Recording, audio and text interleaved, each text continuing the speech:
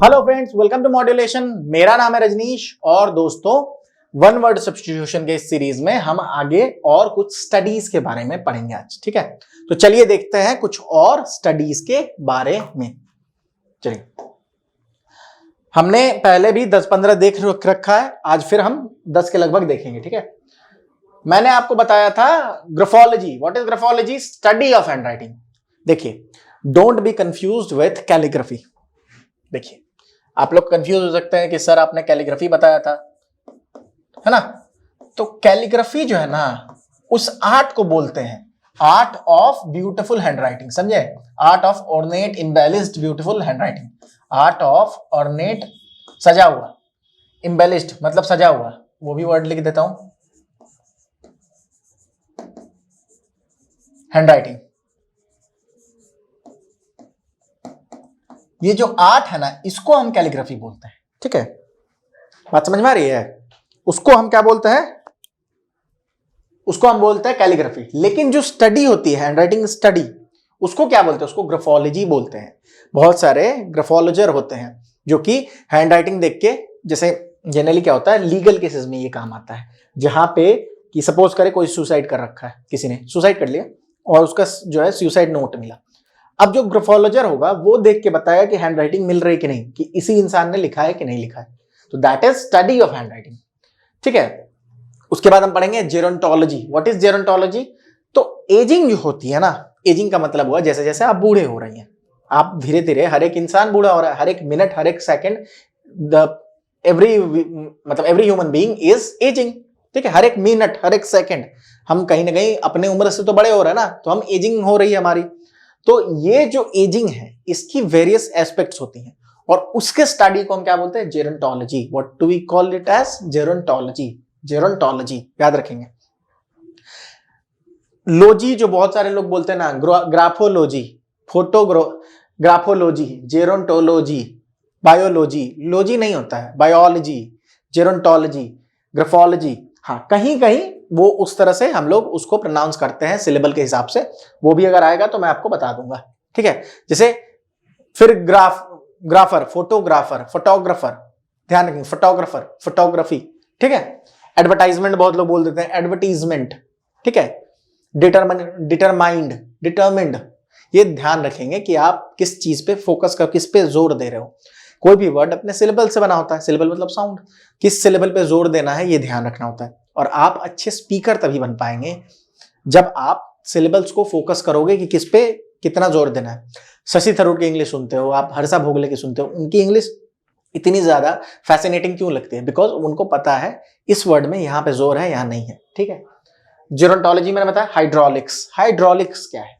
आपने ये पढ़ा होगा, फ्लो ऑफ वाटर के बारे में आप सभी जानते हो, या फिर अदर लिक्विड्स, कि आप टैप खोलते हो तो जो फ्लो आता है वाटर का, तो ये किस तरह से है। अगर टैप को खोलेंगे तो किस तरह से आएगा, अगर पाइप में छेद कर देंगे तो उसका फ्लो किस तरह का होगा, है ना? अगर ग्लास से पानी उड़े लेंगे तो उसका फ्लो किस तरह से होगा। तो इस study of flow of water या कोई भी लिक्विड, उसको हम हाइड्रोलिक्स बोलते हैं। ठीक है, हाइड्रोलिक्स उसी को बोलते हैं। लेक्सिकोग्राफी, लेक्सिकोग्राफी क्या होता है कि डिक्शनरी जो लिखते हैं ना, उनको लेक्सिकोग्राफर बोला जाता है। और जो आर्ट ऑफ राइटिंग डिक्शनरी है, इसको हम बोलते हैं लेक्सिकोग्राफी। जैसे कि आप अगर फर्स्ट डिक्शनरी की बात करो, फर्स्ट इंग्लिश डिक्शनरी की, तो सैमुअल जॉनसन जो है, he is credited as the maker of the first English dictionary. और सैमुअल जॉनसन से रिलेटेड एक कहानी बता दूं आपको छोटी सी। सैमुअल जॉनसन जो थे वो बहुत बड़े क्रिटिक माने जाते हैं इंग्लिश लिटरेचर में। एक अलग से एक जॉनरा होता है, एक विधा होती है जिसे हम क्रिटिसिज्म को कहते हैं, आलोचना, कि कोई भी वर्क को उठाना, उसके पॉजिटिव और नेगेटिव एस्पेक्ट को हाईलाइट करना, क्या अच्छा है, क्या बुरा है, कैरेक्टराइजेशन कैसी है, सेटिंग कैसी है, इसको क्रिटिसिज्म बोलते हैं। तो सैमुअल जॉनसन एक बहुत बड़े क्रिटिक माने जाते थे और उन्होंने पहले डिक्शनरी लिखी थी। तो कोई भी इंसान अगर वो डिक्शनरी लिख रहा है सपोज करें, तो ऑब्वियस सी बात है ना, वोकैबुलरी पे उसका कमांड बहुत ज्यादा होगा, है ना? और तो वर्ड्स वो ढूंढेंगे, वो बात सही है, लेकिन ऑब्वियसली उनकी कमांड बहुत ज्यादा थी वोकैबुलरी पे। तो वो बहुत फेमस भी इंसान थे और बहुत लंबे चौड़े थे। तो एक दिन बस में बैठे थे और एक लेडी वहां पे बैठी हुई थी। आप किसी फेमस इंसान के बगल में बैठ जाओ तो आप you'll try to strike a conversation. तो उस लेडी ने भी कोशिश करा और गलती से वो बोल गई कि मिस्टर जॉनसन यू स्मेल। ठीक है, मिस्टर जॉनसन यू स्मेल। लेकिन चूंकि वो मैंने बताया कि वर्ड्स के डिफरेंस को बहुत अच्छे से समझते थे, तो उन्होंने क्या जवाब दिया कि know my lady, I stink you smell, मेरे से बदबू आती है, आई स्टिंक यू स्मेल। तो ये है maker of the first English dictionary. एक मूवी भी है ये, the professor and the madman, ठीक है, वो मूवी भी इसी चीज के ऊपर है कि डिक्शनरी बनाने के ऊपर। तो ऐसे लोगों को लेक्सिकोग्राफर कहा जाता है। और ये जो आर्ट है, स्टडी नहीं, आर्ट बोल रहा हूं, the art of the practice of writing dictionary, इसको लेक्सिकोग्राफी कहते हैं। न्यूमिस्मैटिक्स, न्यूमिस्मैटिक क्या है कि कॉइन्स, मनी, ये सब के स्टडी को या कलेक्शन को हम न्यूमिस्मैटिक्स बोलते हैं। एक क्वेश्चन आया था यूपीएससी में कि why don't we see the flourish of numismatics art after the Gupta empire, ठीक है, ये क्वेश्चन आया था कि गुप्त वंश के बाद हम जो न्यूमिस्मैटिक आर्ट्स को क्यों नहीं फ्लरिश करते देखते हैं। मतलब क्वेश्चन वर्डिंग कुछ और थे, मतलब मेन क्वेश्चन यही था, ठीक है।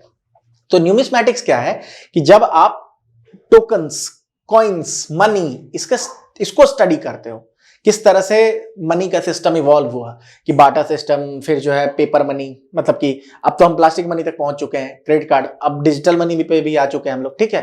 तो ये एवोल्यूशन को पढ़ना या फिर कॉइन्स को पढ़ना, that is known as numismatics, ठीक है, न्यूमिस्मैटिक्स। चलिए next will see ornithology. Ornithology मतलब क्या होता है? ऑर्निथोलॉजी, इसको ऑर्निथोलॉजी फिर नहीं बोलेंगे, ऑर्निथोलॉजी बोलेंगे। Ornithology study of birds, birds के स्टडी को हम बोलते हैं ऑर्निथोलॉजी, ठीक है। Ornithology means study of birds, उनके डिफरेंट स्पीशीज होते हैं, ठीक है, किस तरह वो उड़ती हैं, फ्लाइट का सिस्टम क्या है, ये सारी चीजें जो पढ़ते हैं उनको ऑर्निथोलॉजिस्ट बोलते हैं, ठीक है। फिलॉलजी, फिलॉलजी क्या है? द स्टडी ऑफ लैंग्वेजेस, ठीक है।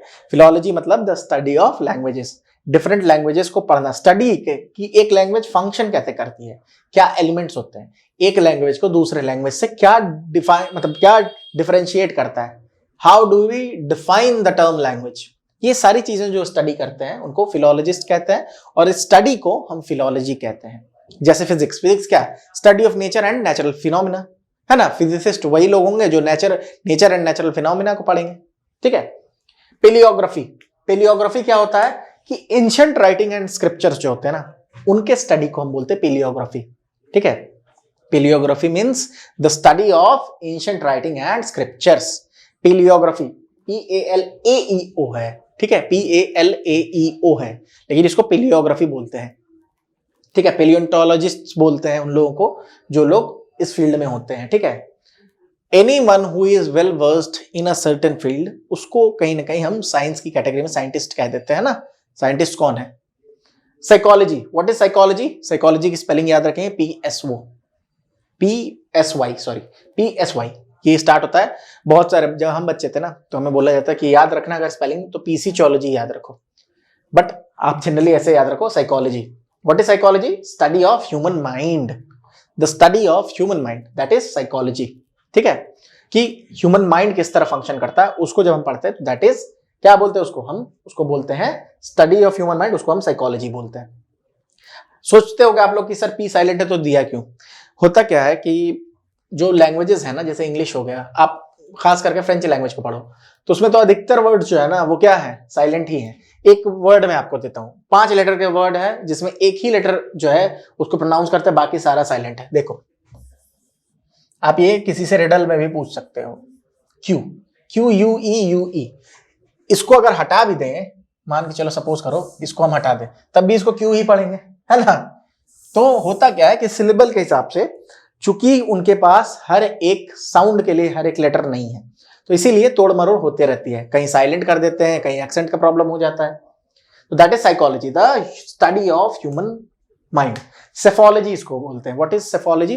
अभी ये वर्ड बहुत फेमस हुआ भी है और फेमस होता जाएगा, ठीक है, क्योंकि इलेक्शन ईयर है। तो इलेक्शन जो होता है ना, उसके इलेक्शन ट्रेंड्स को स्टडी करना, उसको सेफोलॉजिस्ट कहते हैं।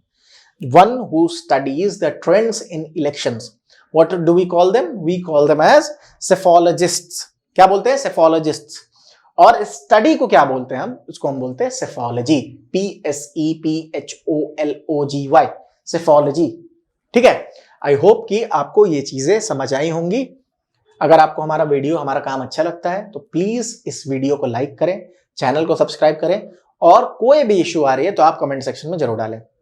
आपको हमारे CUET कोर्सेज के बारे में अगर जानकारी चाहिए, हमने बहुत ही मेटिकुलसली क्रिएट किया है आपके लिए कोर्स CUET, जिसके हिसाब से हमने मतलब आपको कहीं और जाने की जरूरत नहीं पड़ेगी, आपको ना बुक्स को रेफर करना होगा, सारी चीजें will cover in the course, ठीक है। और साथ में हम आपको हैंड रिटन नोट्स भी देंगे, आपको डाउट क्लियरिंग सेशंस भी देते हैं, साथ में जो भी आपके जो कोर्स से रिलेटेड जो भी MCQs बनते हैं उसके लिए प्रैक्टिस सेशंस भी आएंगे।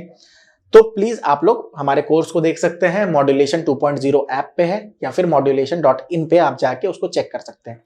अगर आपको अभी भी कोई डाउट है, कोई डेमो क्लास लेना चाहते हो या कोई कंफ्यूजन है, ऑफलाइन सेंटर भी है हमारा दिल्ली में, ठीक है, तो आप लोग हमारे नंबर 9015781999 पे कॉल कर सकते हैं। आपको किसी भी तरह की क्वेरी है तो आप कॉल कर सकते हैं। साथ में हमारा टेलीग्राम चैनल है मॉड्यूलेशन CUET 2024, उसको आप प्लीज उसको ज्वाइन करें, वहां हम रोज कुछ ना कुछ चीजें अपडेट करते रहते हैं। आप इंस्टाग्राम पे भी हमें फॉलो कर सकते हैं, ठीक है, तो आप इस पे अपडेट करें। साथ में MCQ एप्टीट्यूड आपको चाहिए, उसके लिए हमारे YouTube के कम्युनिटी टैब पे जाएंगे तो आपको ढेर सारे क्वेश्चंस मिल जाएंगे, उनको भी जरूर से जरूर प्रैक्टिस करें, ठीक है, ताकि आपको समझ आए कि MCQ कैसे हम जो है सॉल्व करते हैं। एलिमिनेशन मेथड के बारे में आपको बेटर आइडिया लगेगा, ठीक है। I hope things are clear to you, so will meet in the next class. Till then take care and keep on revising things. Thank you.